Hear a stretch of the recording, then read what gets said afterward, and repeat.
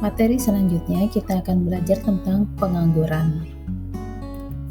Adapun pengertian dan jenis pengangguran, kita akan melihat pengertiannya. Pengangguran adalah penduduk yang tidak bekerja tetapi sedang mencari pekerjaan atau mempersiapkan suatu usaha baru, atau penduduk yang tidak mencari pekerjaan karena merasa tidak mungkin mendapatkan pekerjaan, atau penduduk yang tidak mencari pekerjaan karena sudah diterima bekerja atau mempunyai pekerjaan tetapi belum mulai bekerja. Tingkat pengangguran atau pengangguran terbuka atau TPT dihitung dengan rumus sebagai berikut. Tingkat pengangguran itu sama dengan jumlah pengangguran dibagi jumlah angkatan kerja dikali 100%.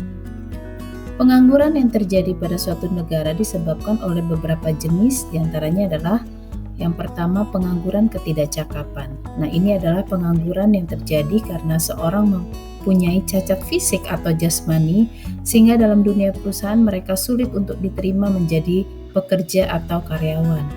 Kemudian ada pengangguran musiman. Nah, pengangguran ini yang biasa terjadi pada sektor pertanian, misalnya pada musim paceklik. Pada musim ini banyak pekerja atau petani yang menganggur karena musimnya tidak menguntungkan bagi petani.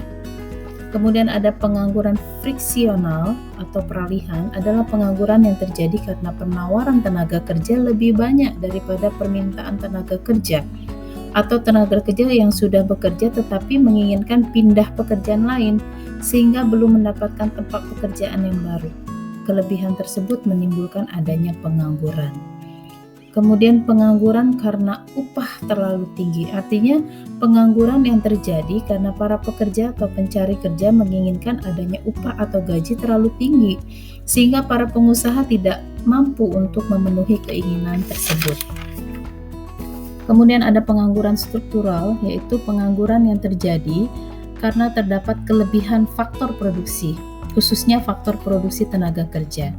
Bila suatu perusahaan atau pengusaha terjadi kelebihan semacam ini, akan terdapat pengangguran faktor produksi tersebut. Kemudian ada pengangguran voluntary atau sukarela, adalah pengangguran karena seorang secara sukarela tidak mau bekerja. Kemudian pengangguran teknologi, nah ini adalah pengangguran karena adanya pergantian tenaga manusia dengan tenaga mesin.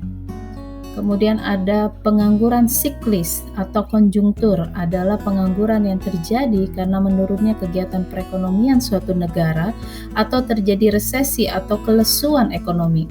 Resesi ekonomi terjadi karena permintaan akan barang atau jasa mengalami penurunan sehingga terjadi penurunan produksi, penurunan investasi, dan berakibat terjadi pemutusan hubungan kerja atau PHK untuk mengurangi tenaga kerja. Nah, kita akan melihat bagaimana cara-cara mengatasi pengangguran. Yang pertama adalah memperluas kesempatan kerja dengan membuka lapangan kerja baru baik di bidang pertanian, bidang industri, bidang perdagangan, maupun bidang jasa. Yang kedua, bisa meningkatkan kualitas pendidikan sehingga para lulusan sudah siap pakai untuk menjadi tenaga yang terampil. Yang ketiga, meningkatkan kualitas tenaga kerja dengan memberikan pendidikan keterampilan melalui pendidikan formal dan non-formal. Kemudian, salah satunya lagi dalam mengatasi pengangguran yaitu memberikan kesempatan kerja ke luar negeri melalui penyaluran tenaga kerja Indonesia atau TKI.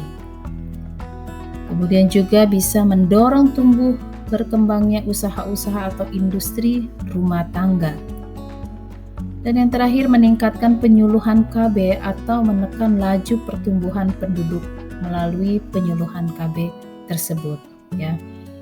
Dan kita akan melihat dampak pengangguran terhadap kegiatan ekonomi masyarakat. Yang pertama yaitu kegiatan produksi terhambat karena menurunnya output yang dihasilkan dan kualitas dari output tersebut sehingga dapat menurunkan pendapatan nasional dan pendapatan per kapita. Kemudian kegiatan distribusi kurang lancar. Apabila output yang dihasilkan oleh suatu perusahaan kualitasnya rendah, barang tersebut tidak laku di pasaran, baik pasaran dalam negeri maupun luar negeri, sehingga pertumbuhan ekonomi juga menjadi rendah. Kemudian kegiatan konsumsi berkurang karena barang yang diperlukan oleh konsumen tidak terpenuhi oleh produsen. Apalagi apabila tidak mampu untuk memproduksi suatu barang, akan terjadi kelaparan.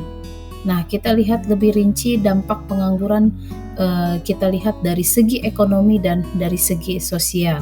Nah, dampak pengangguran dari segi ekonomi terlebih dahulu, yaitu produk domestik bruto mengalami penurunan.